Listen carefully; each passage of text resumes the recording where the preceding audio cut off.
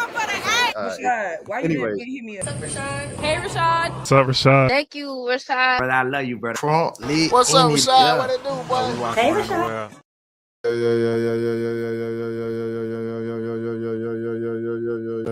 Yo, what's up? My name is Rashad. What's up, everybody? My name is Rashad Milligan on this channel. I'm not gonna lie to you guys. I'm so tired, bro. And the reason I was like, do I want to say this? Because like sometimes I'll be venting at the beginning of streams and stuff like that, and I'll be clipping them out with the clips. I'm gonna still say this just because, like, why not? I'm gonna say this because it be so many times, like throughout today's day 305, right? Shout out to Miami, shout out to Uncle Luke. It'd be so many days during this past 300 days where I was just tired and I didn't want to stream. And I pushed through because I didn't want to get too far behind on the content schedule and things of that sort. And I talk about such a wide range of topics that I might speak on one specific thing that somebody's very interested in one day. And I clip it up and I do a video, and that's the very first video they see of me. And they see it and they're like, oh man, like, what was this? This was so lazy. And it's so crazy that they call you lazy when you do something like, you know, it's like you push through and you did so much just for someone to call you lazy. And it's like, bro, you don't even have the slightest clue. But it is what it is. No one cares, right? No one cares. Nobody cares. Just y'all don't want to hear. Y'all just wanted me to dance. Oh, don't want to reach your mama. Oh, I told you I've been listening to nothing but Outkast, bro, my entire time back home at the crib. Speaking of the reason why I'm so late, it's my last couple days back at the crib, back home. So I was trying to catch up with family, say bye to everybody and stuff, make my rounds around the town. And with that, that's why I am tired, because I've been spending all my waking hours making sure I seen everybody and say I care about you and I want to see you. So with that being said, it's 2.5 minutes. This was the talk of the day in the sports world, especially in the world of basketball, la basket. And I have to speak on this because, of course, in the middle of it is one of my dogs, one of the friends of the channel, and forever family, always gonna be tied in. I'm never switching up. I'm never folding. And it's LSU, bro. LSU. I'm gonna speak about LSU. Of course, with LSU, you know, of course with LSU, bro. What was I? Oh yeah. That's what I was gonna say. I got lost. Of course, this would have got a lot more views, I know, if I did a short. But would have just did a short 60 seconds of me giving my take with a Kimoki background, but it got a lot of views with the momentum up the channel right now. However, I said, bro, I got to stream anyway. Let's go ahead and do it. And that was part of the reason why it took me an hour to get to this stream. But we are here right now. I missed this game. I didn't watch this game because I was watching another game that I was working. So I missed this game. But obviously So I want to give that disclaimer. I'm all over the place right now. Focus, Rashad. This is why you don't push through. If you're tired, just go to sleep. Anyways, I'm gonna push through it. Just forget my rambling. I'm gonna try to clip around it when I post a clip. I'm gonna go from a big picture standpoint with this rant. And the disclosure, what they call it, is I didn't watch the game. So here we go. I'm gonna look at this box score and then I'm gonna just go. I'm gonna just go because I have so much to say right now, bro. I have so much to say, but I want to keep it all the way. You know, Cam Newton be saying funky, keep it all the way funky. Let's do it like this, bro. Malaysia full volley, 34 minutes, 6-13 from the field. Total points, 13 points. 13 shots, 13 points. Malaysia full volley, 34 minutes. Okay. Michaela Williams, 11 shots, 12 points. 35 minutes. Sakiah Johnson, 34 minutes, 8 rebounds, 10 points. Okay, shout out Sakiah Johnson. Shout out to the freshman, man. Okay. Kate Caval came off the bench, 10 rebounds. So they had Amaya Joyner at center starting the game. 5 rebounds, 4 points. Kate Caval had what, 9 and 10 coming off the bench? Okay. Jada Rashard had 13 points coming off the bench in 31 minutes. Blage only played 18 minutes. Coach Mulkey didn't say why she didn't play more, and she had 0 points. She went scoreless. And who got most of the jokes and most of the blame? You betcha. Number 4, Flage, friend of the channel, man. Let me tell y'all something, man. Y'all know what it is, bro. Y'all know what it is on this side, bro. Let me get to it. Let me get to it. It's a lot of setting up. Kim Mulkey, bro. At what point is it not a Jedi method? At what point is it not some genius? Don't nobody get it except for you, because you such a mastermind in life that this method is the method to win a championship. Because, I mean, salute to your history at Baylor and salute to your history as a player at La Tech. But in terms of your one chip at LSU, a lot of the haters is wait, we go back. I'm gonna go to a lot of the hating that people usually do, right, with Kim Mulkey and LSU. Yo, Antoine, what's that? The first one is they got lucky with the 2023 championship. The second one is this non-conference schedule is done. The third one is she don't know how to develop no point guard. All right. Right now, she's proven every single one of these theories correct. So far, Kim Mulkey has proven the 3 biggest theories that people say and go against Kim Mulkey during her LSU tenure, of course. Shouts out to everything she did at Baylor, all the national championships she won over there. Shout out to BG, Brittany Griner. Shout out to Odyssey Sims. But in terms of her LSU term, let's look at 2023. It's all about matchups, right? Y'all looking like y'all got lucky. Indeed, that Caitlin Clark and the Iowa Hawkeyes defeated and snuck out with the win over Aaliyah Boston in South Carolina. Y'all look very lucky that they did, because if it would have been South Carolina LSU, we saw how South Carolina LSU was going on during that entire season. LSU, Flage's a senior 4 years. She still ain't beat South Carolina once. We know how that would have went in the national championship game. Respectfully. Shout out to Lex Luther. Of course, that is a friend of the channel as well. Flage, y'all know that's family. That ain't even friend of that's family. They would have lost if it was South Carolina. But if it were the fifth, we all be drunk, right? Second thing, the non-conference schedule. This whole thing of like, I'm Yoda, I'm so smarter than all of y'all. Y'all don't see the vision. Wax on, wax off, Mr. Miyagi thing that you're doing, that nobody in the world of college basketball or basketball, period, understands why you are doing the schedule this way. Not even your own players understand why you're doing it. Your own seniors don't understand why you're doing it this way. Because every time y'all face some real talent, y'all get punched in the mouth. Why not have competitive, close games and get beat up? Oh, we don't want to get beat up on. We don't want to get hurt. When it's time to really go to war, the SEC is enough of ground.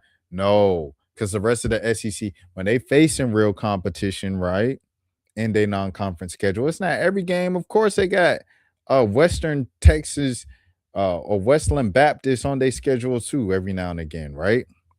Money games. They'll give some schools some money to beat them by 100 points, of course. But every single game, dog, like, come on, bro. The Duke game, even Duke, didn't live up to the expectation they supposed to have. The Duke game was a unranked, disappointing, underachieving Duke was the marquee game before you guys even got into conference play. And that's why y'all jokers got punched in the mouth and you wasn't ready for it. Another thing I want to say. Let's go here with it. I'm gonna share the screen again. Another thing I want to say, man, with Foe.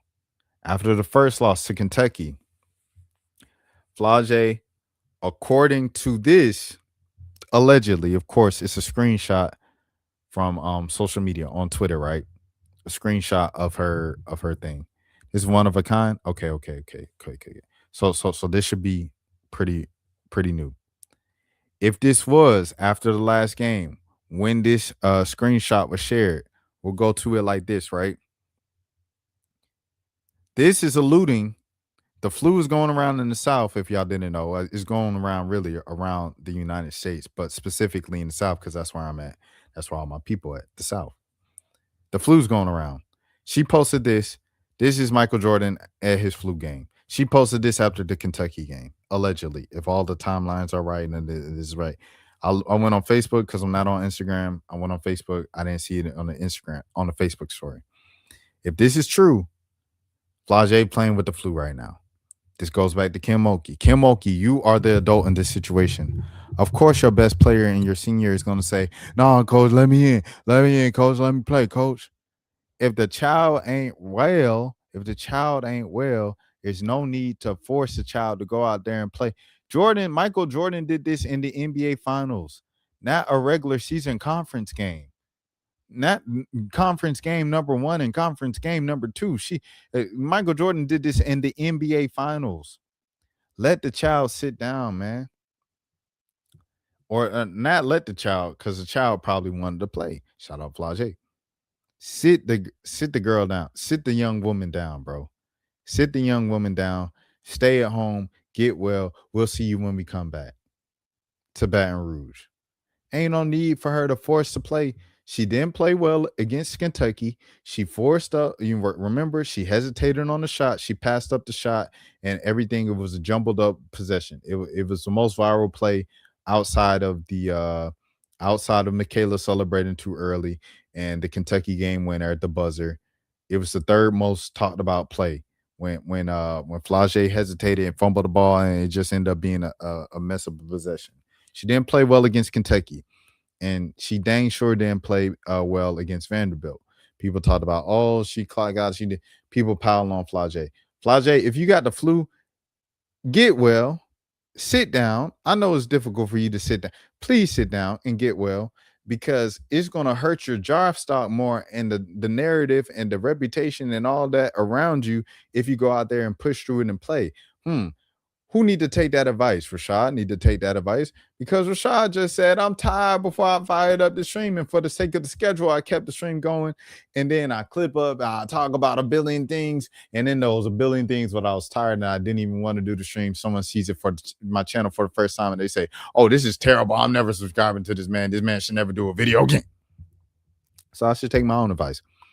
Still, Flage, sit down, bro. Sit down. We got money on the line here. It's a new CBA. You're going to get millions of dollars when you get in the league. By the way, Kathy, stop the cap.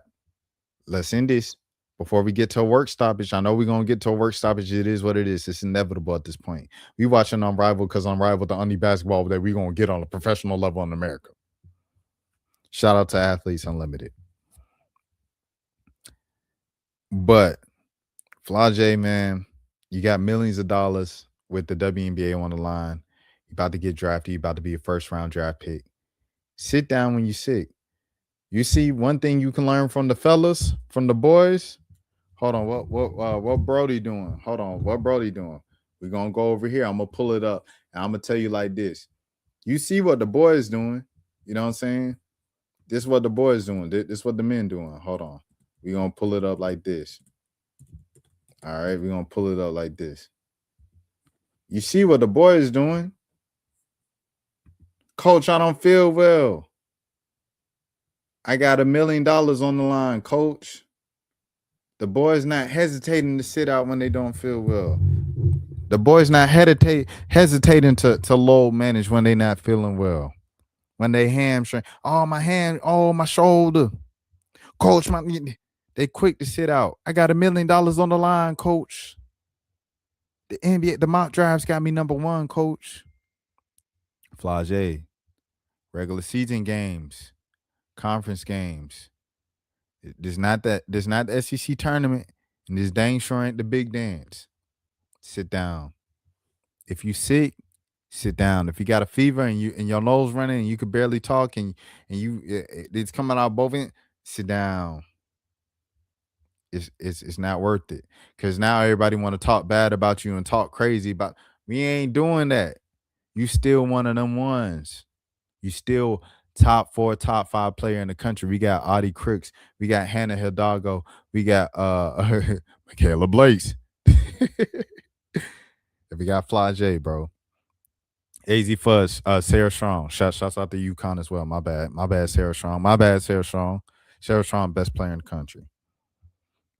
But you top four, top five player in the country, Flage. We don't need to be going out here when you sick, halfway trying to push through, trying to be a soldier. You know what I mean? And you go out and you looking bad, and then everybody saying, "Oh, you need to Flage. You need to." Hey, Clara, or Claire, excuse me. Welcome in to the stream. But we don't need people, because the first thing they go to, oh, Flage, she focused on the commercials. Flage, she focused on the music. You say it all the time, Flage. You hear it more than I, because you actually Flage. It's all good. We don't need to be hearing all that. Just sit out if you're not feeling well, man.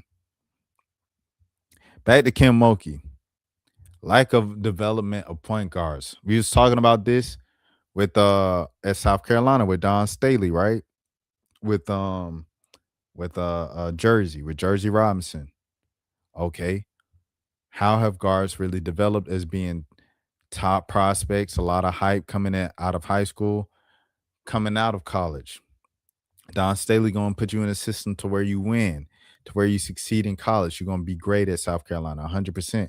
Gamecocks roll. Yes, they're going to always be one of the top 2, 3, 5 programs in the nation forever with Don Staley. It's stamped now. Asia Wilson got the ball rolling. Don Staley kept it going. It is what it is, right? But after college, what guards under Don Staley have really stuck with the WNBA team and not bouncing around from team to team and out the league and then signed to 10-day contract, exhibit 10 contracts. Like, what I'm saying? And salute, friend of the channel, nothing but respect. But Destiny Henderson, that's how Zaya Cook.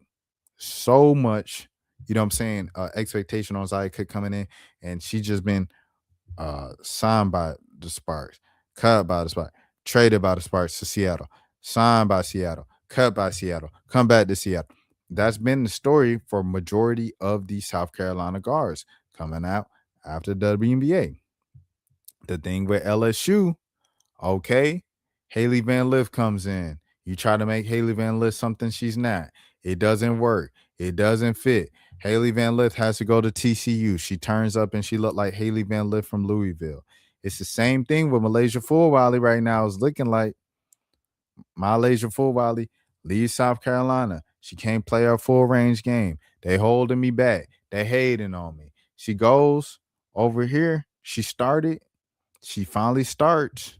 Okay, we give you your starting, but it's still looking like the same thing from South Carolina. Can Kim, you know what I'm saying? Like, what are we doing here, Kim Mulkey? What are we doing here, bro? Yeah, are you supposed to like make Malaysia lay this new player that could fit within the system and could start and could be a star and could be a this and that and da da da? Because it's looking the same. It's looking an awful lot like these last couple 2-3 years over at South Carolina, bro. So here we go. I came across this crazy video, but I couldn't fully understand. Do you think you could help make sense of this video? I feel like you're gonna send me a link to some that's spam, but go ahead if you're a real person. Claire on the moon. But anyways, yeah. That's the main thing I wanted to say, man. Kim Mulkey just, tighten up, twin. Tighten up, Kim Mulkey. Like, you're the adult in the situation. If your kids are sick and your kids want to play, don't let them play. Sit them down. Heal. We got a long season ahead of us. We got a long season ahead of us. Because when they go through and play through it and they play poorly and you got to sit them after playing about half the minutes that everybody else done played, you know what I'm saying? It's just a bad look. Nobody wins in that situation, bro. Nobody wins in that situation. And what are we doing with my laser full, Wally, bro? We trying to get all the big names in the portal. Oh, yeah, we going to get all the big names in the portal. You don't know what to do with it. What we doing? If I'm a guard, I'm looking at Haley Van Lith at LSU. If I'm a guard in the portal, I'm looking at my laser full Wally in the portal. Because everybody that got it popping as a guard at LSU, they Kim Mulkey's kids. Luther, that was a Kim Mulkey disciple. Flage, Kim Mulkey disciple. Excuse me. Michaela Williams, Kim Mulkey's child. We haven't seen one transfer yet in the backcourt. We've seen it in the front court. Anissa Morrow, shout out to Niece. We've seen it obviously with the Barbie. Shouts out to the Barbie, basketball legend. We haven't seen it yet with Kim Mulkey through the transfer portal with a guard. She's 0 for 2 right now in the transfer portal with big time guards coming to our program. We'll see what happens, man. We'll see what happens. But it looks like a lot of the things that people say about Kim Mulkey and her time at LSU and stuff like that, all the hate, so like it's raining true. Stop the cupcake schedules. Prepare this team. Don't do this team a disservice from winning 100 to 20. You don't even know how good the team is. How can you even? Oh man, we could have did this better. Y'all won by 80 points. Be the adult, Kim Mulkey. That's it. And Kim Mulkey, she a funny person. Everybody like Kim Mulkey. You know what I'm saying? There's a lot of people that don't like Kim Mulkey for certain particular reasons. They don't like how outgoing and different she is. I enjoy it. It's entertaining. This ain't no beef with Kim Mulkey. This ain't no personal thing. This is just talking about, okay, on a that type of level. You so much smarter to where don't nobody else get it. And then y'all continue to get punched in the face with these big games. Your talent has been saving you in all these big games. If you ain't got the All-Americans to out All-American, the other team's players down the stretch in these big games, you end up losing every single time. It runs out. As opposed to some of these teams, they losing 2 or 3 of their best players. UConn with a hobbled Page still make it to the national championship game. UConn without Page still make it to the season. Like them jokers, regardless, because of the system, they gonna go somewhere. South Carolina will miss a player or two. Oh, Don Staley still gonna make Final Four the championship game. It's just they got the systems in place. Shout out to Kim Mulkey and all she's accomplished as a coach, Hall of Fame player. The facts is just the facts, bro. Maybe you're overthinking and this and that isn't, oh man, I'm enlightened. You knew so much more than us. Maybe it's not that. Maybe you just get a bounce off the rim and you get a lucky matchup that you're much more favorable with than the other. And the whole thing looks different. Maybe, just maybe. I want Flage to get a ring. Own ring, you know what I'm saying? She already got one, but I like her to get her own as the best player on the team. I love to see that. That's family. I want nothing but the best for my dog. But this is just the reality of the situation right now. It's a long season. We're going to see what happens. This is why I'm standing there with it right now. All the big picture things that people been complaining about and call haters for with Kim Mulkey and her time at LSU is just only proven to be right now, bro. And at some point, the criticism that people want to call hate, the mystique magically wipes more and more. It evaporates more and more. The curtains are pulled back and then you see what's really going on. Just is what it is. Coco Golf on American support. So she said Americans are the worst. She says she look at these other countries, these tiny countries, they show up to the matches and they have the little flags and they go ole ole ole ole. First of all, Coco, at a lot of these countries, a lot of these folks at these smaller countries, it's so much despair and nothing to look forward to. They gotta migrate to another country. Americans, if you're born in America, for the most part, you won't be in America. It just is what it is. Because your ancestors probably already done migrated to America. It just is what it is. We're a pool of migrants. It just is what it is. You know what I'm saying? So you're gonna have people from all over in America, in these different countries around the world, the Spains and the Australias. They're gonna come from all over the world in different places. They're gonna represent their home country. And America, we here, we good. It is what it is, little twin. So here we go. Also, Coco Golf, cool people. I'm going to clarify because people are dragging this out of context. I'm not expecting people to travel to tournaments to watch us play, but there are many tournaments that we have in America and abroad where Americans are already attending regardless of who's playing, excluding the U.S. Open, where people come and don't really cheer for their countryman player. Whereas the smaller country, oh, okay. So she clocking my tea a little bit because I met Coco pulling the curtain back, and I showed her the picture when I was up there at the U.S. Open, and I was up there in New York and spent a lot of money for me and the homies to experience that. Shouts out to my dogs up in New York, and we watched her win her first major championship. And I showed it to her, and she's like, "Oh, thank you so much, this and that." Bro, I was yelling the whole time. When I tell you, I probably was louder than Corey Golf. Shout out to Corey Golf, friend of the channel as well. I was louder than Pops in that thing. Let's go! And I was there at your exhibition in Atlanta at Atlantic Station, and I was cheering for you then, mad loud. I'll be cheering for Coco Golf, bro, where people come and don't really cheer for their countryman player, whereas those from smaller countries come with the colors and the flags, and it's clear who they're supporting. I was just speaking from my perspective. Trust me, I understand the financial aspect and the things, and no, tennis is not accessible for everyone. It was more of a comment for those who are already attending and how I wish they were more passionate from those countries. Okay, so she talking about the rich white folks already at the matches.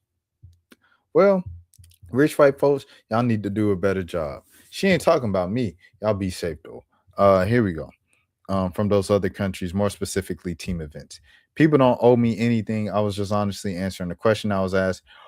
And by simply an observation, I noticed other countries versus mine as well. Huh, excuse me.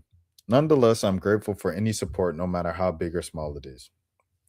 This reminds me of basketball.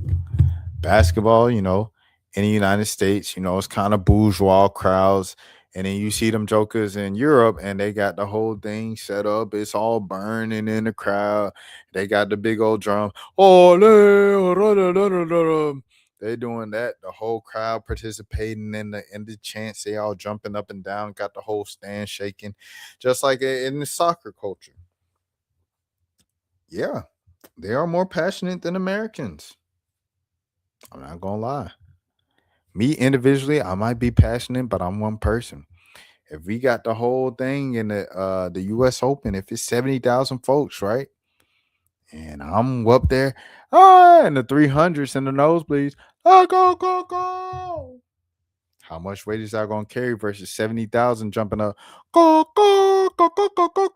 Because that's how they do in the international country. Just is what it is. I get it, but it's gonna be good, man.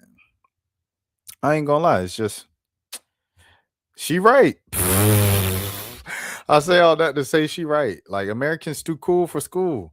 And they need to stop being too cool for school, but it just is what it is. It's the culture. So American culture got to do a better job. As mad as Americans as we got about her comment talking about us not being, you know what I'm saying? That's as mad as we need to get at the matches when the points don't go our way.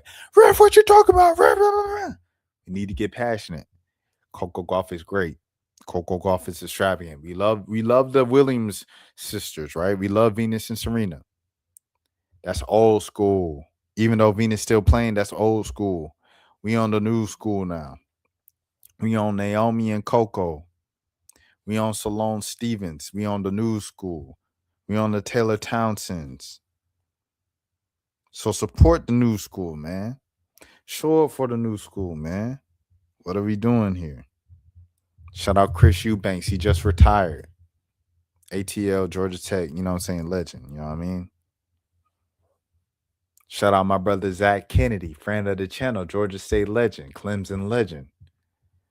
But at the end of the day, bro, we gotta cheer more for our people, bro. We gotta stop being so cool. And this goes to music, this goes to concerts, this goes to sports, this goes to the whole thing. Americans just be too cool for stuff. Like it's our culture. We just gotta stop being too cool. Cause life is short. Shout out Bankroll Fresh. I'm always tell the story. It was A3C 2015, which is A3C is always about October, November. And during the set, Bankroll Fresh up there, and he said, everybody say screed, screed, and like, Bankroll Fresh. All right, Trevor, I'll do what I want to, the whole street execs. It's kind of a tougher crowd, so everybody got a tough posterior and stuff like that. They ain't really trying to participate in all the chants, call and response at the show. And then in the middle of it, if is the call and response, say screed, screed. He said, if you know life 2 months long short and you here to have a good time, let me hear you say screed, screed. And he was jumping up and down, and it was so much energy and positivity with Bankroll Fresh that night, bro. And he was just fun, bro. Like Bankroll Fresh was trapped, and it was like very, you know what I'm saying? Like depicting and painting the pictures like with his words of a very dangerous lifestyle and neighborhood coming from poverty and roaches and going from rags to riches. That's very much Bankroll Fresh whole aesthetic.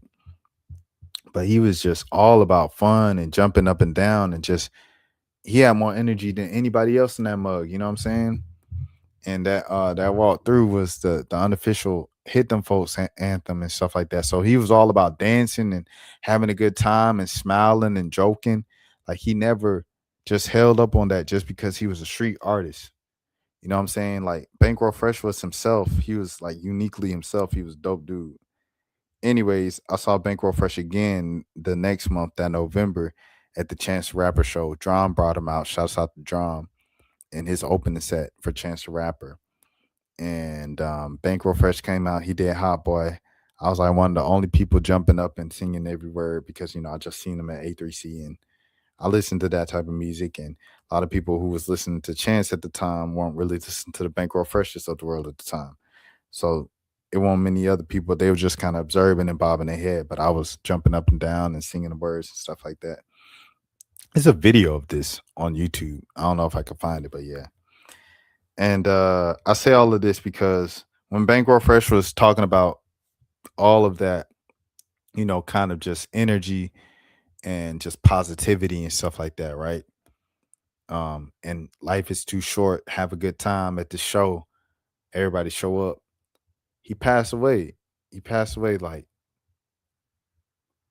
how many months? 4 months later. Passed away 4 months later. And it was big news within the hip hop community. Still is still a big loss.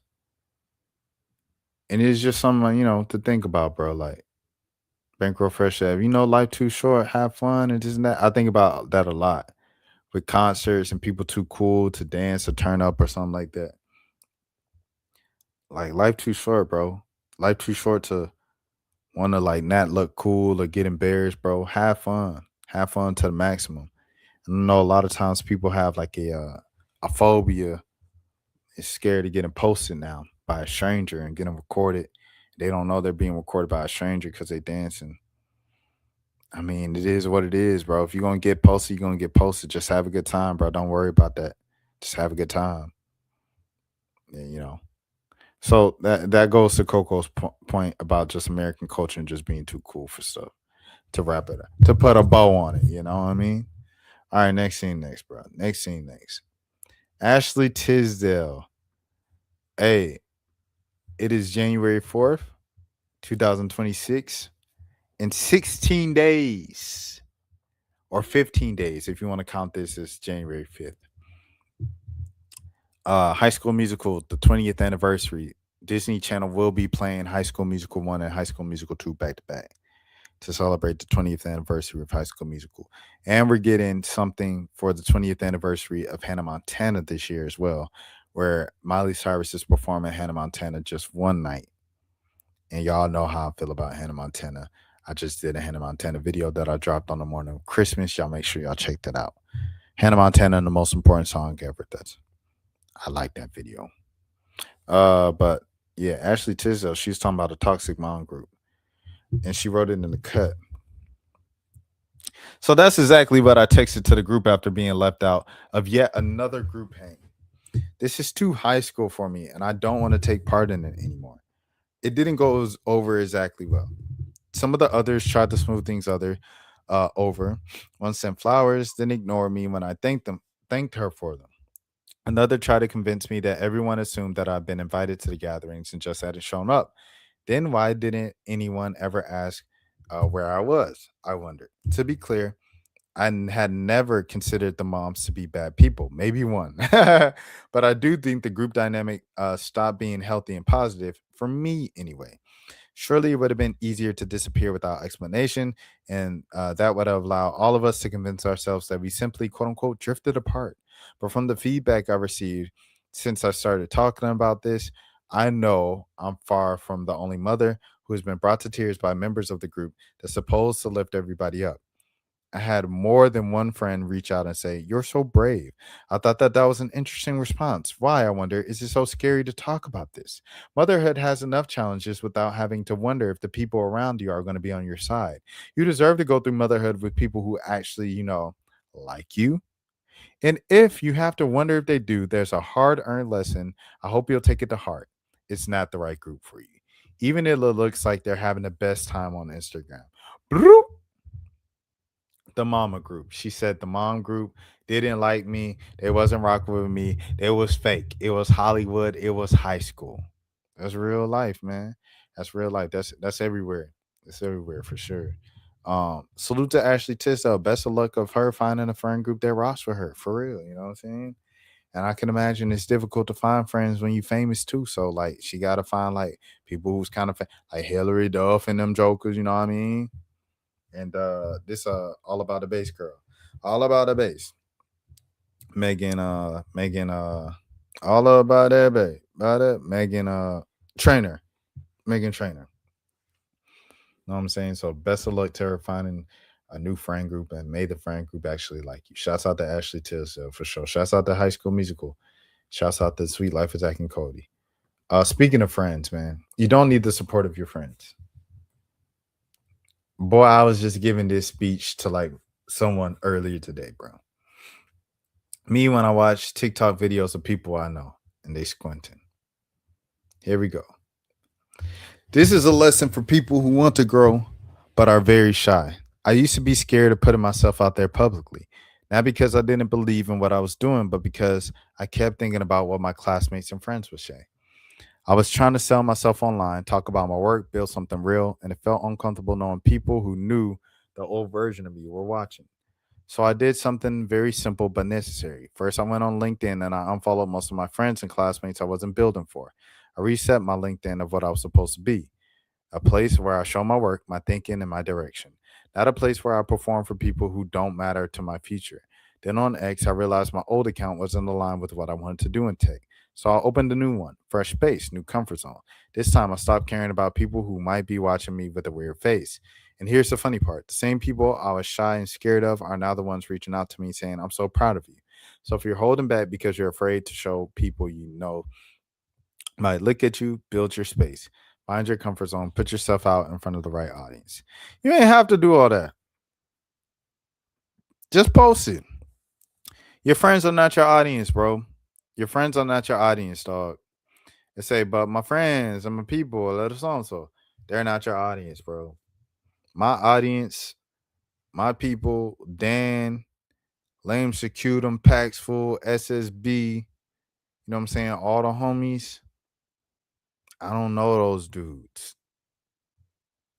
I didn't grow up with those people. I didn't go to high school with them. I didn't go to college with them. I didn't go to elementary school with them. We're not even from the same state. Your friends are not your audience, bro. Your audience will find you. Your tribe will find you. Be yourself. Talk about the things you're passionate about. Do the things that you're passionate about. Do what you enjoy to do. Don't perform. If you perform, perform for the sake of what I'm saying, whatever you're doing, the character that your persona online. And the people who like it will come for that persona, will come for that online person. Not the real life people. Your real life friends don't like everything you like. Who got friends where y'all like every single same thing y'all like, bro? That's just not realistic, dog. I like example. We had Cleve on, right? To do the hip hop awards. Shouts out to Cleve. A lot of our music tastes and our preferences and awards and top rankings and all of that were very similar artists, very similar lists. Cleve likes anime and video games. I do not play video games. I do not watch anime. I tried to get into anime. I keep trying to get into anime and I started, but I can barely keep up with any type of show, period. It's just something that I have trouble with. I end up spending every single waking moment on YouTube, creating something, reacting to something, whatever the case might be. And then before I go to sleep, I'm watching some other YouTube stuff, whether it's an old concert or listening to a new album or watching streamers and stuff. Like I watch that with my time. I don't watch TV shows anymore. So it's difficult for me to watch a TV show, follow along with it. I'm even behind on Abbott Elementary, and that's like my favorite TV show. So I say all of this to say, bro, we're not like everybody. So if we don't have the same interests, why would they be interested in my content when my content is specific and different and niche to me? Your friends are not your audience, bro. Post whatever you want to post, do whatever you want to do, and do it independently of the people that you grew up with. All right. I have a clip of Duke Dennis here for some reason. I don't know what this is. All right, let me see. Damn, y'all really going in on that man. Same. Don't talk about my man. Oh. Where is this young lady from? Where is this young woman from? I'm not easy, bro. I'm not easy. I was just wondering where the hell she was from. How you call me easy before I even said something? Come on. She 30?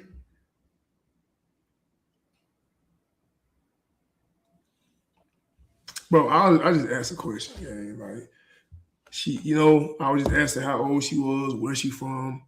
Her name is 7.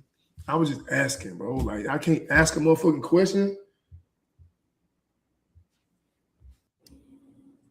Damn, y'all really. Shout out to 7. Shout out to 7. It's funny. I met 7 Streeter one time and she introduced herself. I said, "Hey." I said, "What's your name?" She said 7. I said, "Oh, I'm Rashad." And I said, "Oh, 7, like the singer." And then she just looked at me like with a blank face because I was thinking about 7 signed to DDG, Zooted. It was kind of embarrassing moment. But shout out to 7 Streeter. That's my dog. Cuff him. No. Hang up on you, not in the mood. No trolling. No. For real. You can. What kind of idea would you like to do? Look, I'll plan some fire segments for us. Come on. Come on, I swear, if you troll me, like I swear, like no, I'm not gonna troll you. I will block you on every platform and literally like. No, I'm trying to make people make this list so we can be couple of the years. All right, yeah, no. That's what. This is how they always start out the. No. Hang up on you, not in the mood. No trolling. No, for real. If you could, what kind of idea would you like to do? Shout out Cuffin, bro. Oh yeah. I wanted to see this. Somebody talking about how much she makes in the day. Like money share right now. This is what my next check that I'm gonna get paid next month. You're making more than me. Look. This was my last check. Damn. Wait, no, hold on. Did I get paid? I think I get paid tomorrow. What happened in this month? You got banned? Yeah, I was banned for this month. He's like, what damn. the fuck? He's like, damn, you got $200. I was banned. So like, I got this. This when you first started? This was your first check is always your smallest because I started like the end of the month. This is exactly my monthly paycheck. Like the same exact cents and everything. How the fuck you do that? You just living your fucking life. You know what? This is currently like on this shit right now. This is what my next check that I'm gonna get paid next month. This is no longer news. It's really beautiful. All right. It's because clowns watch our streams. Elshawn, Yana, Bernice Bogros. All right, cool. That's it. All right, I'm gonna bring on Dan, man. Let's bring on Dan the man. Let's bring on Dan the man, brother.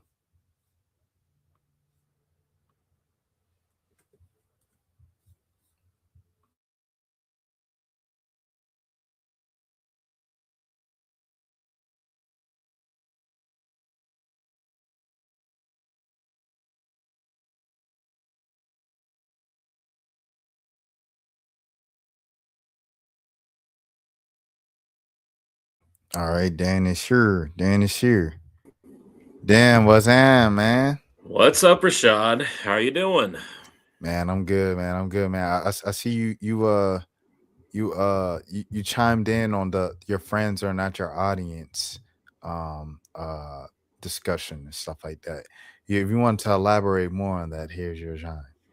Well, I just wanted to say, like, we do these streams for purposes, and we talk about life in general. We talk about sports. We talk about anything that's on our mind. But we also have to be careful too, because the internet is a weird place. When we have to be sure that we're polite to each other, we're respectful, and we're doing all the right things to take care of one another and stuff like that. So that's the reason why that I come on here with Rashad, because you and I are tight, because we keep it real with our sports teams, and we keep it real in life in general. You and I have differences, but that doesn't mean that we're enemies. We're still friends, regardless how you look at it. And the thing is just like, I feel like a lot of people, and it makes sense. Right, it would make sense, like if you grew up with someone, and you guys like are, because in real life it's like this, right? It's like, if you're really my friend, and I had a dance recital on Friday, you show up to my dance recital. If I told you, hey man, I have a concert on Friday, or I have a game on Friday, if you're real friends in real life, right, you'd expect that person to show up to the game. So I think people think it translates over to the internet. And it's like, I have a podcast. You're my friend. We grew up together. You need to be my number one listener of said podcast. And I just don't agree with that. I don't agree with that. And I guess people have their different takes and whatnot. But this is the beauty of life in general. Everybody's got their opinions. We have ours, but we have to respect their decision regardless of the outcome. Right. But, and the thing is, it's like, Dan, you came across my content, right? Mm-hmm. Your audience, your tribe, your community on the internet will find you. Like we said, it was you, SSB, Nate, Lame Shacute and Paxful, today, Flip, all of y'all came from different corners of the internet and the world. And we came in, we created community. Yep. This wasn't my community is 5 people I went to elementary. No. that's not a fair, it's just not a fair expectation. And I think the people who are disappointed when their elementary school friends don't support their online endeavors and stuff like that, or judge their online endeavors. I was talking to someone about this earlier. I was talking to my mom about this earlier. I have about 1,500 friends on Facebook. Mm-hmm. I have about 1,600 followers on Twitter and 1,000 followers on Instagram. Wow. I have over 6,000 subscribers on YouTube.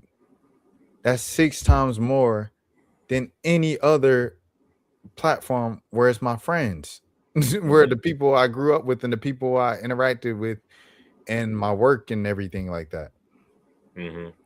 My audience is much larger because I was never catering to my friends and my hometown and my people that I went to school with, catering to the world and the people Right. who care about specifically what we're talking about. And when you start your podcast, you get your channel rolling and stuff like that. You got the setup, you got the lighting. Lighting looks good. Once again, We're still working on the Started. desk. We're still trying to get the. Still working on the desk. You have specific interests. Your interests are sports, more specifically like Dallas, everything like that, and your music. The music and the songs you sing and the songs you like and stuff like that. The people in your hometown and the people when you was at your friend's house the other night for New Year's and all these people and the people that you might go bowling with and the people that you might sing karaoke with and go to the bar with and stuff like that. Mm-hmm. Those people might not have the exact same interests of the Cowboys to the level that you have, or singing the songs that you enjoy singing, or the song or the music that you like listening to and discussing. That's okay. Yeah. They're not your audience. The world is so much bigger than the Fort Worth, Dallas, Texas area. Yeah. And that's all I'm saying. I think people get caught up in that, and that paralyzes you and puts you in a box before you even give yourself a chance to blossom and glow on the internet. Mm-hmm. And we're people at the end of the day too. That's the biggest thing. You know, we're human. We have flaws and we have our differences. But at the end of this day, we're people, and we respect each other. As long as you don't disrespect the boundaries and whatnot, you're okay. But just stay on a dialogue. That's what my take would be for other people. And there you have it. So with that being said, I talked about the LSU game, and that was like the thing that just stood out to me the most today. And I know in terms of like the playoff picture, we obviously have everything finalized. We were talking about yesterday of going into the games. So as I predicted, the Falcons won because the Saints were just so shorthanded. Yep, you were correct on that. Congratulations, Rashad. We also talked about Raheem Morris and his job security and his future. And I think he got fired, I believe. He did get fired. And the GM got fired as well, Terry Fontenot. So they clean house in Atlanta. Yep. It's looking like, you heard the Matt Ryan rumors of going to the front office. Matt Ryan becomes the general manager or something in the front office, player operations, whatever the heck title they want to give him. Oh, man. I don't know, man, because I feel like I think Matt, he knows his stuff. He's been doing the CBS sports and stuff like that. He's been sounding good on the desk. He knows what he's talking about. So he knows who's good around the league, and he knows what works in the league. I think if you put him in the front office, I think he can steer this direction back to the right way. As everybody else has said, the Falcons, hands down on paper, have the most talented roster in the NFC South. But for some reason, year after year, they have continuously underperformed. They've been underwhelming. And this year was kind of like the epitome of that because the Penix thing was supposed to work. He looked good at the end of last year as a rookie. It's like, oh, he gets a full off season and he's supposed to full off season of first team reps. It's on. Drake London, Bijan Robinson, a year older, Kyle Pitts, contract year. Oh, it's on.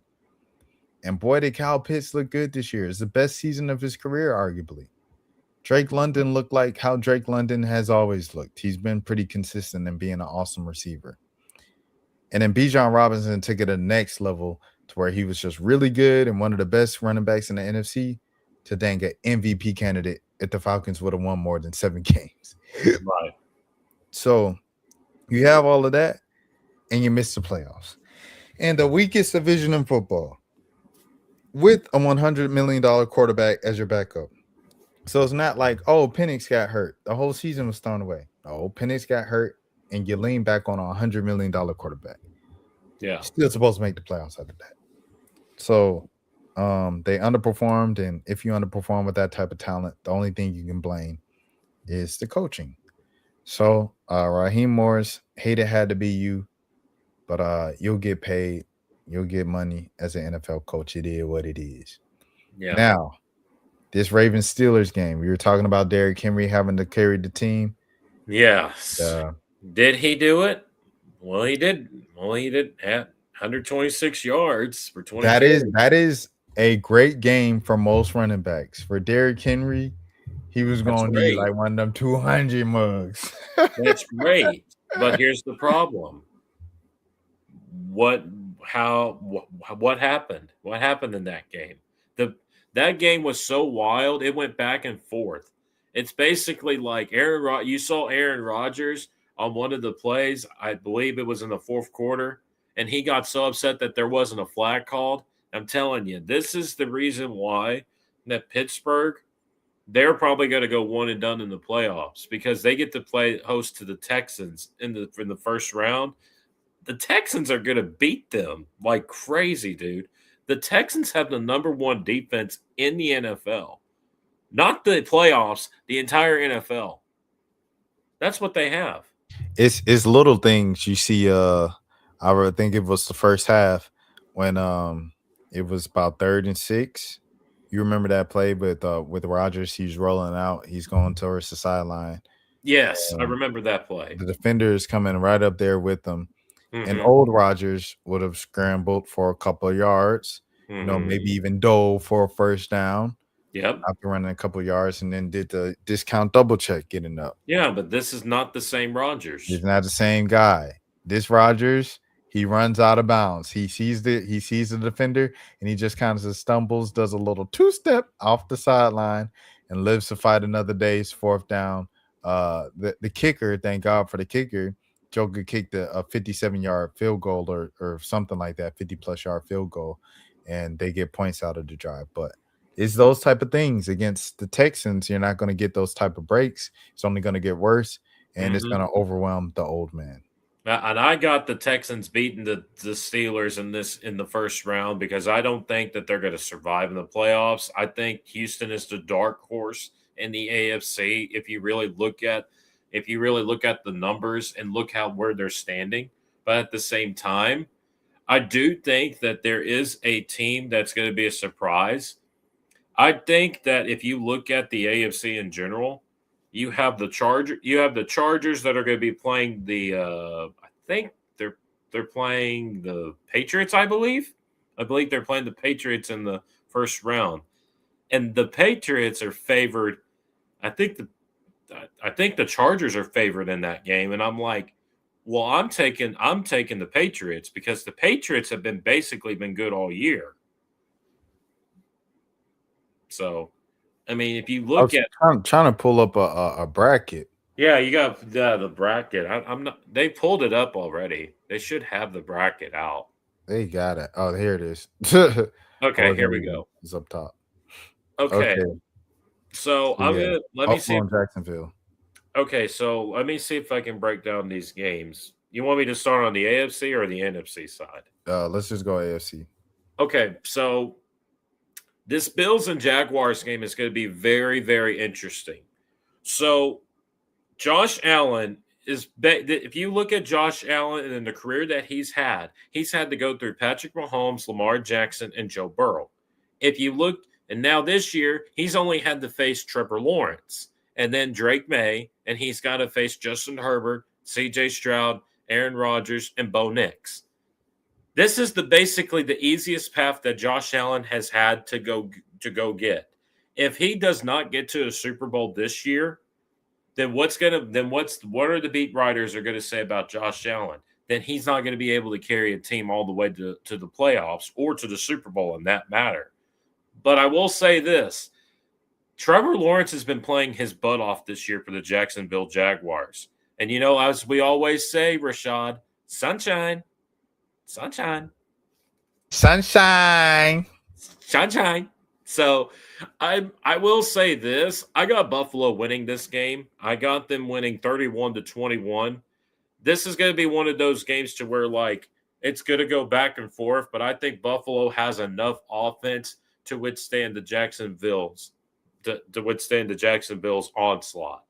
I want to say also shout out Trevor Lawrence, my dog, man, friend of the channel for sure.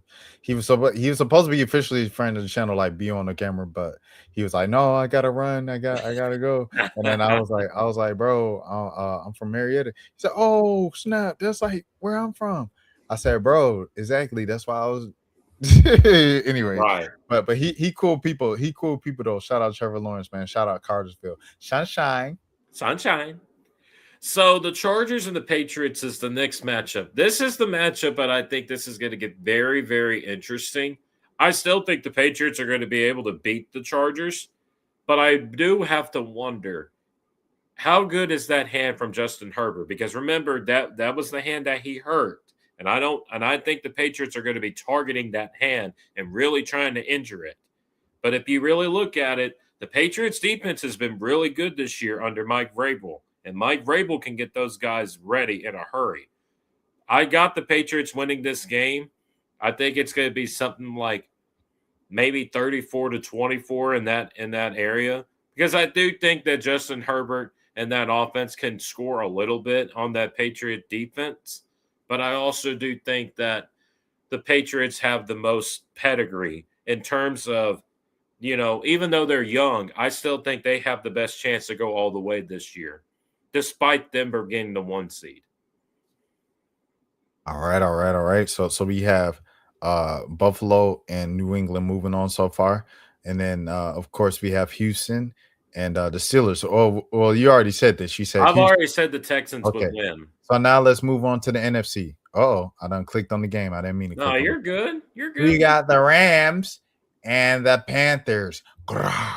Oh my gosh! So these two teams met in the regular season, and Carolina pulled off the upset, that blew my mind. But I don't think this time around. I think the Rams are going to have their number. The Rams have got the best offense in the league. When you got Devontae Adams, who's going to come back from his hamstring injury, you got Puka Nacua, right? And then you got Kyron Williams and Blake Corum, and they got Tyler Higbee back, which has been a plus. And you got your defense in Jared Verse, who is an absolute athlete. Kobe Turner, the conductor, is what they like to call him. And they got the defensive backfield. And then you got Matthew Stafford. Matthew Stafford is in the running for MVP, and I think he should win the MVP this year with the way that he's been putting up. I really think the Rams are going to blow out the Panthers. I think it's going to be something like 34-13. I do not trust this Panthers team to catch up with the Rams. I really don't. I'm going to go with LA 2 on that one. All right. Now we got, the rivals. The Green Bay Packers versus the Chicago Bears. Forget about it. All right. This is a rematch of the NFC North. Both of these teams split their meetings this year, and this is going to be the third matchup in the playoffs. I still think Chicago's going to beat Green Bay. I think Green Bay is hurt right now. They don't have Micah Parsons. They added Trayvon Diggs, and Trayvon Diggs didn't do anything today against the Vikings, which we all know that Trayvon Diggs That's hate, Dan. That's hate. I'm sorry. I'm a Cowboy fan. I'm sorry, but I got to say it with my chest, man. I got to say it with my chest. I think the Bears are going to beat the Packers. It's going to be a close game. I think it's going to be something around maybe like 27-20 in that affair. I think it's going to go back and forth. But I do think the Bears defense has enough to withstand that Green Bay offense. I don't think Jordan Love is healthy enough to compete. And I think the Bears are going to challenge these teams in the NFC this year. All right. And then the next game, San Fran versus Philistine. Oh, I hate both of these teams, Rashad. I'm a Cowboy fan. I hate both of them. You put me on the spot on this, and I hate this. It's also known as the Terrell Owens Bowl. Oh, yeah, that's right, because he played for both teams in that era. That is correct. Okay, so Brock Purdy against Jalen Hurts. So Brock Purdy, obviously, we know that he has the big time contract in San Fran. He's been injured so much. He's been injured this year. Mac Jones has been playing pretty decent, and obviously there is reports that Fred Warner is supposed to be back for the NFC Championship game this year if the 49ers make it that far. But they also said that Nick Bosa is going to be playing in this game against the Eagles, and that is a big key player for the 49ers. I just think the Eagles really and truly, I think they're going to expose the 49ers somehow because their defense is still top 5, and I hate the Eagles. I think it's going to be something like 27-17 in favor of the Eagles. And I hate to say it, but I think the Eagles defense is just far better than the Niners defense. I hate it, but it's true. EAGLE, Eagle. Apparently so. All right, let's go to the second round, man. So you got Denver and you have Buffalo. Ooh. Okay. So this is where this is going to get very interesting. So this was the best path forward for Josh Allen to make it to the Super Bowl. But, man, the Denver Broncos, I'm telling you, man, this is going to be one of those things. Denver's defense is really, really good, and Buffalo's offense is really, really good. I just don't know if Buffalo is going to be able to go into Denver, into that hostile environment at Empower Field at Mile High to go withstand that team. I think Denver is probably going to beat the Bills, I think, and I think they're going to probably beat them somewhere around 33-23 in that area. But I will say this, Josh Allen, he's got to figure it out, man. If he wants to go all the way this year, he needs to show me if he's going to beat Denver. Yeah, I'm gonna go with Buffalo right there, just for the sake of Josh Allen. This is his best chance. It'll never be this easy again for him in the AFC for the rest of his career. This is best. I agree. Chance. So I agree. I'm gonna go. Nothing wrong with that. All right. Next game is New England versus the Texans. Ooh. Okay, so I remember how I said that the Patriots and the Rams were going to be my Super Bowl pick this year. This is going to be one of those tests for me because the Texans have the number 1 defense in the NFL, and the Patriots defense is no slouch either. It's going to be C.J. Stroud against Drake May. I really think the Patriots are going to beat the Texans in this spot. I think it's going to be somewhere around 24-17. I think this game is going to go down to the wire. But I will give credit to Houston. Their team is really good. And C.J. Stroud, the problem is that offensive line is not protecting C.J. Stroud. And I think the Patriots are going to have the advantage in that regard. I'm gonna go Houston. Ooh. Yeah. Okay. No real reason. No. I get it. I get it. It's very hard to choose. Just throw something against the wall. All right. Next game, we're gonna skip to the NFC. The Eagles versus the Bears. Okay, so this is the game where, remember, the Bears and the Eagles met the last time, and the Bears mollywopped them all over the place because they ran for 200-plus yards against them. Now, I think the Bears are going to beat them again, and this is the team that I think the Eagles are going to have the most challenge because Ben Johnson is so good at play calling. It's crazy that Caleb Williams is who he is. I'm going to say the Bears are going to beat the Eagles somewhere around 27-21. But I do think this game is going to be close, and I think the running attack of Roma Dunze and DeAndre Swift, along with Kyle Nagai and DeAndre Swift, Roma Dunze and DJ Moore and Luther Burden, the receivers, Cole Kmet and Colston Loveland for the tight ends. I think they're going to be a great matchup for the Eagles, but I also do think the Bears are going to beat them. And the Eagles are going to be right here next to me on the couch, and they're going to have some hot dogs and corn dogs with us. And they're going to have some popcorn too. T.O. I'm I'm gonna go Bears. Go Bears with you as well. The Bears. Got to, man. The Bears. The All right. Bears. Rams versus Seattle. Oh, okay. So both of these teams split their meetings this year. This was really, really tough for me to pick. Man, I had the Rams going to the Super Bowl this year, and I'm really trying to get them there. I got the Rams, honestly. I think they can go back up into Seattle after that that experience that they had, the embarrassment. I'm going to say the Rams win 34-31 against Seattle. I think the Rams have enough offense to withstand that high-powered defense that Seattle has, but I give credit to Seattle, man. They're playing very well this year. I got the Rams. I'm gonna go Seattle because of the Pope. Oh, there you go. There we go. Zero was happening. What up, Zero? All right. Where we at? Okay, So so we had. Okay, all right. So you have Denver, and you have New England. I believe. Okay, so you have Denver and New England in the AFC Championship.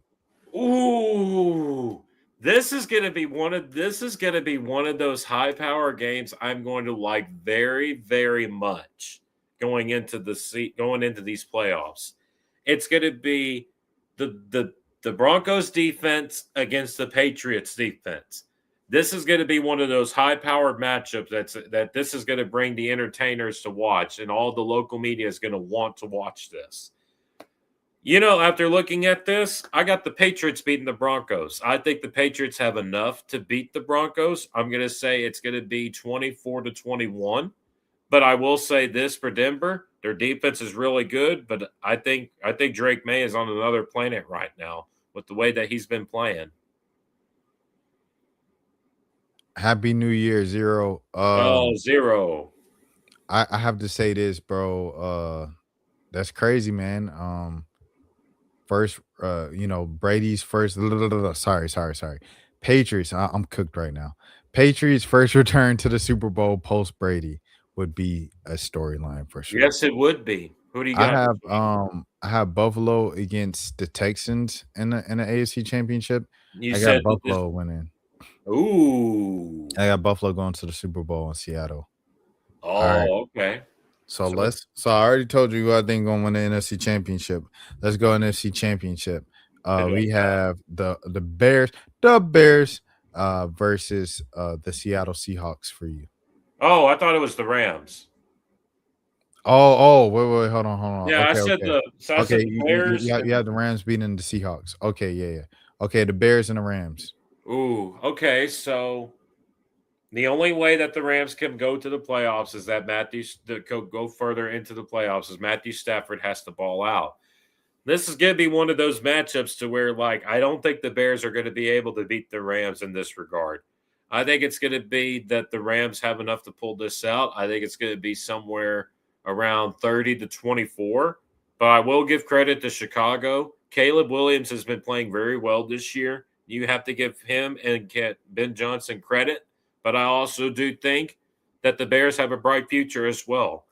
But I got the Rams going to the Super Bowl and beating the Bears. So you have the Rams and the Patriots. Oh, that was a Super Bowl in 2018 in Atlanta. Oh, is that right? I didn't know it was that season. It was that season. I think it was. Yeah, it might be 2018 season, 2019 the year of the Super Bowl. Oh, that season? Okay. Gronkowski right before he retired for the first time. And that's what I got. Yeah, in Atlanta, I think the score was 9-3. Maroon 5 did the halftime show, and people were like, "Why didn't the Outkast do it? It's Atlanta." And then Maroon 5 brought out Big Boy to do "I Like the Way You Move," and it was a nice little thing. Anyways, I'm gonna go with I have Seattle versus the Bears. What do you got? Seattle, of course, because the Pope. So I got Seattle in my Super Bowl versus the Bills. And you have the Patriots and the Rams. The Rams. You go first. I'll let you go first on this one. I'm gonna go with Seattle winning it all, man. Oh, so you got Josh Allen making the Super Bowl, but Josh Allen making the Super Bowl, but losing in classic Bills fashion. okay. So I got the Patriots and Rams. So this is going to be a rematch, like you said, in the 2018 to 2019 Super Bowl back in Atlanta. But this is also going to be the battle for MVPs between Drake May and Matthew Stafford. These are both guys that are going to be in line for MVP. I think all in all, the Patriots have a good defense, but the Rams offense is very, very explosive. I'm going to say that Matthew Stafford wins another Super Bowl. I think the Rams are going to beat the Patriots, and I think it's going to be somewhere around 34-30. I think it's going to be an all-time classic, and everybody's going to be able to watch it with their popcorn and their brisket and whatnot. That's what I think. Hey man, shouts out to the brisket, man. Shouts out to New England, all the dogs. Hold on. Oh, I found it. Oh, Look what I found, Dan. what'd you I find? found something, man. Uh-oh. I'm about to share it. Hold on. Oh. Oh, little twin. Okay. Hold on now. Rashad is fixing to share something. All right. Okay. All right. Hold on. Oh my goodness. All right. You ready? Oh my gosh. And Super Bowl 53 is finally touched down here in the ATL. We got to ask you guys what are some of their favorite cuisines and who are some of their favorite Southern artists and rappers and everything like that. Go check it out. If you want to dodge all the traffic, Rolling Out's got you covered on the coverage. Don't even worry about it. We got you. Let's go see what they have to say. Atlanta artists. This is my first Super Bowl, man. Wow, man, that's a blast from the past. Yeah, blast from the past. I was living in Alabama at the time, and I drove all the way to Atlanta to cover it. Man, the Dominican Sue, he was a beast. Dominican Sue, man. I've always been T.I. fans for it. Got the dogs in the building, man. Trey Great Flowers, man. Who Tom Brady was there. I know that for Sean McVay. Sean That was a young Sean McVay, and he's Sean still McVay, young. friend of the channel. Shout out to Sean McVay. I'm giving y'all a Super Bowl this year. I'm giving y'all the Gronk. Oh, Gronk. My brother Gronk, man. Shout out to Gronk. Fried chicken. Shout out my brother Gronk, man. Sony Michelle, friend of the channel, man. Sony Michelle. Louisiana. Yeah, they brought up some deer meat. Some deer meat too. Deer meat? No. My brother Sony Michelle. Yeah, that's what he said. He said his favorite Southern dish. He said deer meat. Never had deer meat. I'm gonna be honest. Never had it. I know everybody's gonna tell me. They said, "Dan, you've never had deer meat." I ain't gonna say because I ain't never had no dang. That's some country bumpkin stuff right there. That's some weird country stuff right there. That's some that's hunting food for sure. Hunting food. Yeah. But yeah, man. So blast from the past right there to see, and it'd be interesting to see if that's the thing all over again, bro. But Dan. I know what time it is. I know what it is. You say you had a song, man. I do. And this is a song that you're going to know. It's called No Diggity by the Blackstreet Boys. Oh. So I want to see if I can play this correctly. I'm not going to try to try not to slur and whatnot. Let's see. You know what? I like to play it. No diggity, no doubt. Play on, play it. Play on, play it. Yo, Dre, drop the verse. It's going down. Fade to Blackstreet. The homies got at me. Collab creations bump like A-Chan. No doubts, I put it down. Never slouch. As long as my credit can vouch, a dog couldn't catch me. Hey-ow. Tell me who can stop when Dre making moves. Attracting honeys like a magnet. Giving eargasms with my mellow accent. Still moving this flavor with the homies. Blackstreet and Teddy, the original rum shakers. I like the way you work it. No diggity. I like to bag it up. I like the way you work it. No diggity. I like to bag it up. I like the way you work it. No diggity. Bag it up. Back it up. I like the way you work it. No diggity. Look, bag it up. Hey, oh, hey, oh, hey, oh, hey, oh. Hey, oh, hey, oh, hey, oh, hey, oh.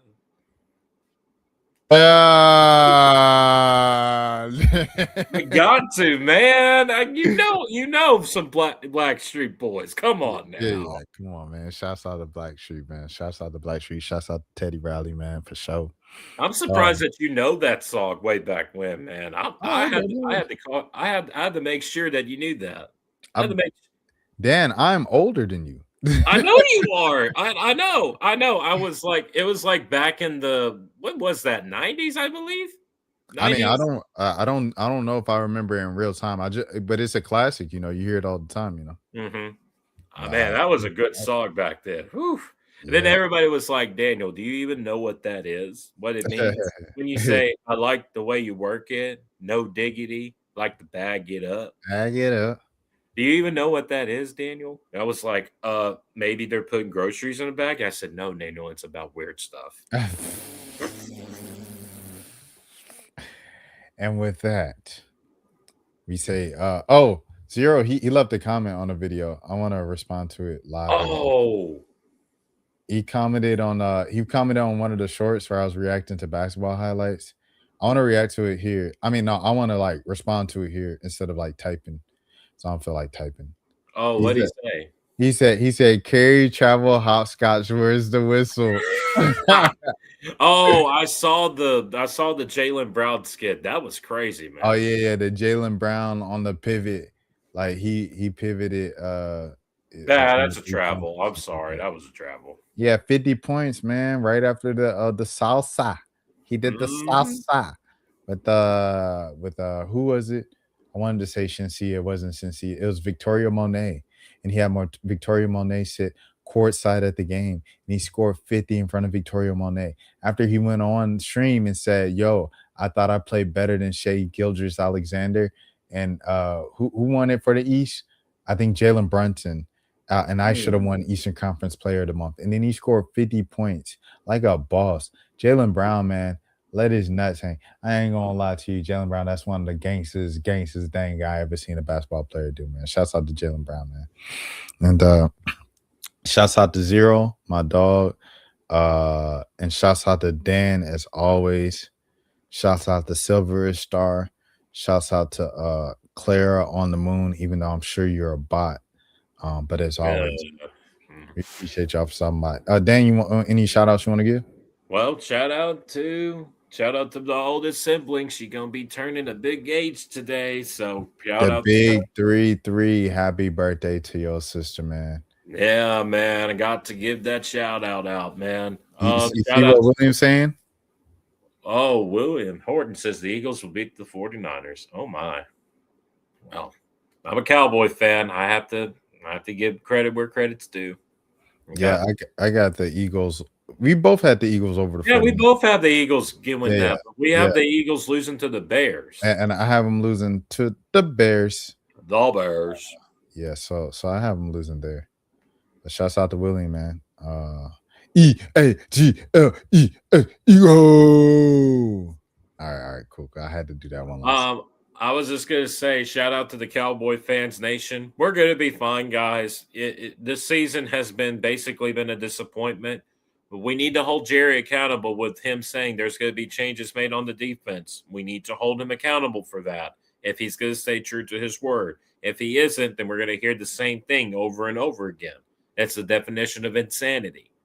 As far as the Mavericks go, they just got to figure out a way how to stay consistent until Kyrie comes back. That's the biggest thing. But the problem is that they're 10 games under 500. So we're just going to have to see how the month of January unfolds as we head into February. Let me say this on stream when Dan's here. We're going to repeat it on Birds and Buckets whenever Malik's back. The Mavericks are very interested in the Hawks swap with the Pelicans. I heard about I heard about this. They really want that pick, apparently. Everybody wants that pick. Like they said, including the Pelicans. Including the Pelicans want that pick. They want their pick back. Everybody wants that pick. can't get no dang pick. You can't get no dang top 3 pick for no Anthony Davis at the age of 40 years. Is you crazy? He say, if you give us Cooper Flag, we'll give you the top 3 pick. You mind if I answer this question by William Horton? Go ahead. I don't trust Sam Darnold in the playoffs. The reason why I don't trust Sam Darnold in the playoffs is because he's always been inconsistent at times. When he was with the Jets way back when, he was seeing ghost. And when he was with Minnesota, he had some good moments there, but he still was inconsistent. And I still think he's inconsistent even with Seattle. But again, Rashad's got the Seattle Seahawks going to the Super Bowl this year, so I can't fault Rashad for saying that. Because the Pope. That's why. I gotta say this, William. The Pope, the Seahawks win at least 13 games. A Pope is elected the same year. Them jokers go to the Super Bowl every single time. So because of that, I have to follow history. I'm sorry, I don't make the rules. I just follow them sometimes. I feel like William, you're about 20 minutes too late. We were like deep into this. Yeah, we were deep into this, William. This would have been great for you to be here asking these questions, everything like this. I know you were going to ask me these questions here, William Horton. I know you were. You were going to ask me. He's asking great questions. I'm not even. You're asking great questions. I'm really flattered. I really am. Yeah, this is a great question. All right, I'm gonna give it. Let's say 30 seconds. I'll give it 30 seconds. All right. Boom.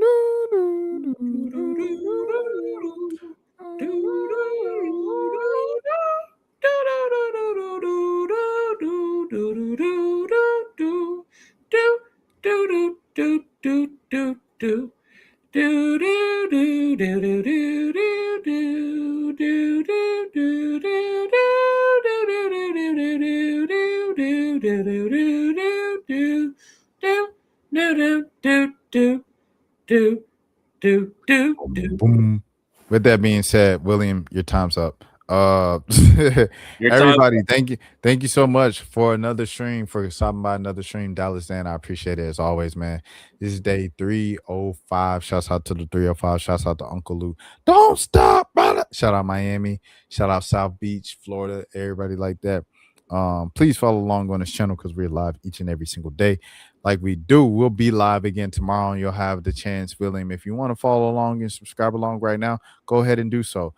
More than likely, Dan will be on the stream tomorrow night talking about the same thing. However, it is his sister's birthday, so he might not be on the stream. But if he'll be on at some point this week to talk about the playoffs again, and you can ask all your NFL questions to Dan, and he'll be on stream. And some NBA questions as well. But as always, I'm Rashad Milligan. This is Dallas Dan. Dallas and I was about to say Dallas and Rashad. The Dan and Rashad, as always, man, you know what it is. And until next time, please take care of yourselves. Have a good morning. Have a good afternoon. Have a good evening. Have a good night. Have a good day. If nobody else told you today, I care for you. Until next time, appreciate y'all in the chat. Y'all take care of y'all's. Hold on. I gotta get right. Oh, y'all. This one for the act. Rashad, why you didn't hit me up? What's up, Rashad? Hey, Rashad. What's up, Rashad? Thank you, Rashad. Brother, I love you, brother. What's up, Rashad? What it do, boy? Hey, Rashad.